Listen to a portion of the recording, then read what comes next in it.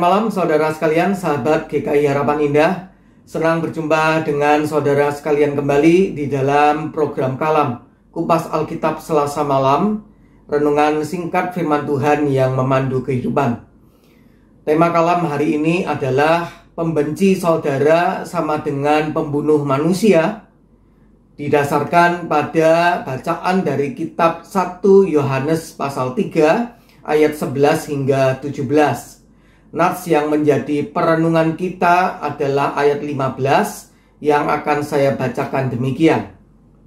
Setiap orang yang membenci saudaranya adalah seorang pembunuh manusia. Dan kamu tahu bahwa tidak ada seorang pembunuh yang tetap memiliki hidup yang kekal di dalam dirinya.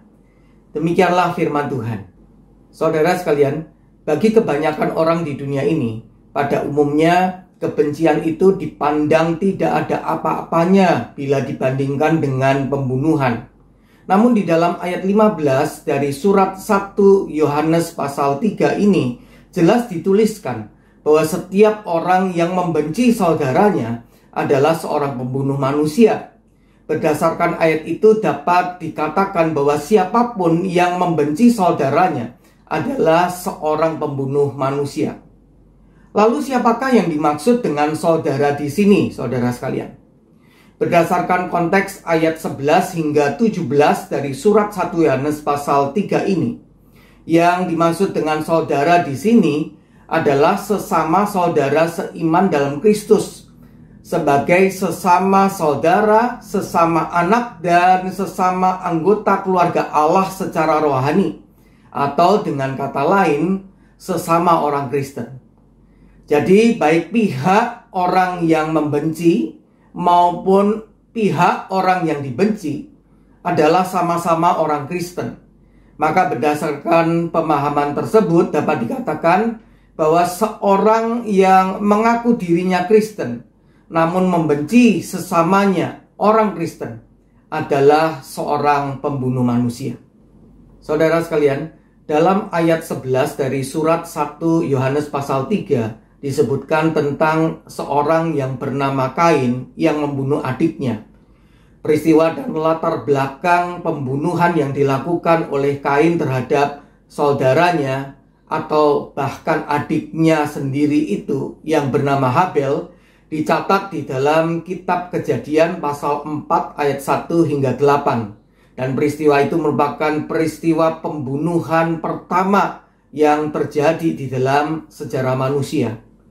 Berdasarkan ayat 3 dari kitab Kejadian pasal 4 itu, kita mendapatkan bahwa Kain adalah seorang yang religius tanda kutip atau beragama, sebab ia memberikan persembahan kepada Tuhan berupa sebagian hasil tanahnya sebagai korban persembahan. Namun demikian dalam ayat 5 kitab Kejadian pasal 4 itu dikatakan bahwa Kain dan korban persembahannya itu tidak diindahkan oleh Tuhan. Dan hal itu membuat hati Kain menjadi sangat panas dan mukanya muram. Dan pada akhirnya dalam catatan ayat 8 kitab Kejadian pasal 4 itu, Kain membunuh Habel, saudara dan adiknya sendiri. Saudara sekalian, selanjutnya bila kita membaca surat 1 Yohanes pasal 3 ayat 12, di dalam ayat itu dinyatakan alasan mengapa Kain itu membunuh adiknya, yaitu sebab segala perbuatannya, yaitu perbuatan Kain, jahat, dan perbuatan adiknya, yaitu Habel, benar. Jadi dapat disimpulkan di sini bahwa walaupun Kain itu adalah seorang yang religius tanda kutip atau seorang yang beragama tanda kutip, namun segala perbuatannya jahat, bahkan tega membunuh saudara atau adiknya sendiri. Bukankah berdasarkan catatan-catatan dari kitab-kitab Injil, tidak sedikit orang Farisi maupun ahli Taurat yang notabene dipandang sebagai orang yang paling religius atau beragama pada zaman itu, justru melakukan berbagai macam kejahatan sebagaimana dikecam oleh Tuhan Yesus sendiri di dalam catatan Injil Matius pasal 23. Termasuk juga menghendaki pembunuhan terhadap Kristus Yesus sendiri akibat kebencian mereka terhadap diri Kristus. Bukankah saudara sekalian pada zaman ini juga ada orang-orang yang mengaku diri mereka beragama, tetapi segala perbuatan mereka jahat. Bahkan mereka tidak segan membunuh saudara mereka sendiri. Saudara sekalian, menarik untuk diperhatikan bahwa kata kerja membenci dalam surat 1 Yohanes pasal 3 ayat 15 menunjukkan suatu tindakan yang dilakukan secara terus-menerus atau berkelanjutan. Jadi apabila seseorang yang dalam konteks pasal 3 surat 1 Yohanes ini adalah seorang yang mengaku dirinya Kristen, terus-menerus membenci saudara seimannya, sesama orang Kristen, maka dia dikatakan adalah seorang pembunuh manusia. Kebencian terhadap orang lain itu ditunjukkan bisa secara aktif, misalnya dengan sengaja mengucapkan perkataan atau melakukan tindakan untuk menyakiti orang lain, maupun kebencian itu ditunjukkan secara pasif, misalnya menolak kehadiran atau keberadaan orang lain, atau memperlakukan orang lain itu seolah dia sudah tidak ada atau sudah mati. Saudara sekalian, kebencian yang tidak berhenti semacam itu pada dasarnya identik dengan pembunuhan. Kebencian tersebut tidak hanya sebagai langkah pertama menuju tindak pembunuhan itu, tetapi juga berada dalam posisi moral yang sama dengan pembunuhan. Kebencian merupakan cikal bakal atau benih bagi pembunuhan. Walaupun tindakan pembunuhan secara fisik bisa jadi mungkin tidak dilakukan, karena misalnya takut akan hukuman penjara dan sebagainya. Namun motif pembunuhan akibat kebencian yang dipelihara itu tetap ada. Bahkan bisa jadi terselip harapan dalam diri seseorang yang membenci itu, bahwa orang yang dibenci itu dilenyapkan selamanya dari kehidupannya. Saudara sekalian, John Calvin pernah berkata, jika kita menginginkan suatu yang jahat menimpa saudara kita dari tindakan seseorang yang lain, kita adalah pembunuh.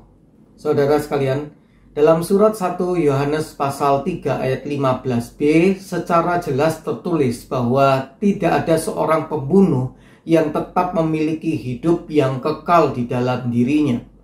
Artinya, seorang pembunuh tidak memiliki bagian dalam kerajaan Allah, atau dengan kata lain kehilangan hidup kekal dan tidak memiliki tempat di sorga. Seorang pembunuh akan terhilang untuk selama-lamanya, kecuali jika dia mau bertobat dan berbalik dalam iman kepada Kristus. Seorang pembunuh, orang yang hatinya penuh dengan kebencian atau bahkan sikap apatis yang merusak, tentu saja dapat diampuni oleh Tuhan dari dosa semacam ini. Tetapi orang yang benar-benar diampuni oleh Tuhan, merasakan, mengalami pengampunan dari Tuhan, sudah sepatutnya tidak lagi akan tinggal dalam sifat pembunuhnya itu. Saudara sekalian, kiranya siapapun di antara kita tidak ada yang memiliki kebencian terhadap sesama saudara seiman. Kiranya tidak ada satupun di antara kita yang dipandang sebagai pembunuh di mata Allah. Sebaliknya, kita semakin saling mengasihi satu dengan yang lain. Kiranya kita tetap mengingat bahwa bukan agama, tetapi kasih sejati kepada Allah dan kepada sesama anak-anak Allah harus menjadi ujian pengabdian kita kepada Allah. Kiranya Tuhan menolong kita untuk melakukan firman-Nya. Amin. Saudara sekalian, marilah kita bersama berdoa. Ya Tuhan, terima kasih untuk firman Tuhan pada malam hari ini. Kami menyadari bahwa sebagai sesama saudara seiman di dalam Kristus, sesama anggota keluarga Allah, sudah sepatutnya lah Tuhan, kami saling mengasihi. Tolonglah setiap kami Tuhan, agar tidak ada seorang pun di antara kami yang memiliki hati dan sikap benci terhadap sesama saudara seiman, terhadap sesama orang Kristen, sesama anggota keluarga Allah. Kiranya setiap kami semakin saling mengasihi di dalam kasih Tuhan. Terima kasih Tuhan. Hanya di dalam nama Tuhan Yesus kami berdoa. Amin. Saudara sekalian, demikianlah renungan kita pada hari ini. Kiranya kita semua mendapat berkat. Jikalau sekiranya Bapak, Ibu, atau saudara atau saudari berkenan, silahkan subscribe YouTube GKI Harapan Indah dan sebarkan ke teman-teman Bapak, Ibu, atau saudara-saudari. Dengan demikian kita ikut mengambil bagian dalam pemberitaan firman Tuhan. Sampai jumpa, kiranya Tuhan memberkati kita semua.